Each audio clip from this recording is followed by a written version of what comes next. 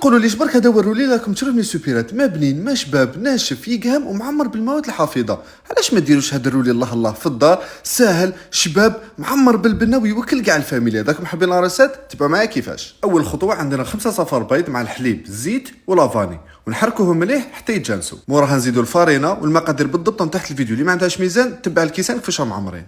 كي تحصلوا على هذا القوام نروحوا نطلعوا 5 بيض الاخرين مع رشه ملح. كي تولي رغوه نبداو نزيدوا السكر تدريجيا ونكملوا نضربوا بالباطيره هكذا حتى نحصلوا على مورانك شايده روحها كيما راكم تشوفوا. ونروحوا نديروا هادي في هادي هكذا بالعقل تدريجيا باش بلا ما نهبطوا الرغوه هذيك اللي خدمناها حتى ينسجموا لنا المزيجين وما تقعد حتى حاجه بيضه. ونفرغوا كلش في سنيوه اللي تكون مسبقه بابي كويسون راح يعاوننا بزاف. ومن بعد كي طيب نساويو كلش ونحطوها في فرن يكون مسخن ديجا على 160 درجه من 25 مينوت حتى 30 مينوت. وباش ما يتقطع لكمش الرولي هكذاك وهي سخونه طرشونه حديده واحده اخرى ولا سنيوه واحده اخرى اقلب نحي سنيوه هادي نحي بابي كويسون هكذاك سخون ثاني دور عليه طرشون وخليه يبرد بهذا لافورم. وفي هذاك الوقت نوجدوا الكريمه البيضاء تاعنا. نخليكم وصفه تاعها تحت الفيديو سهله ما فيها والو. ونجيبوا ثاني افضل حشو تاع حلويات تاع طوبي سيريز وفراز ماشي حلوين بزاف وبلي موصو تاع لي فروي ما حش تلقاو خير. شوفوا الرولي شحال خرج شباب ورما برد. نفتحوا غير بالعقل نديروا الطبقه الاولى الحشو تاع طوبي انا درت نص سيريز ونص فراز. وبعد الطبقه اللي موراها درت الكريمه اللي خدمناها تكون بارده. ونبداو نغلقوا غير بالعقل وما نديروش بزاف كريمه سينو تخرج بزاف من لي كوتي. وراه واجد تزيين اختياري من الاحسن تخلوه فريجيدار يبرد شويه قسم يحكم روحه وقدموه. انا عبيب لاحي خلاص قبل ما يخرج من الفريجيدار. ان شاء الله تكون عجبتكم لا ريسيت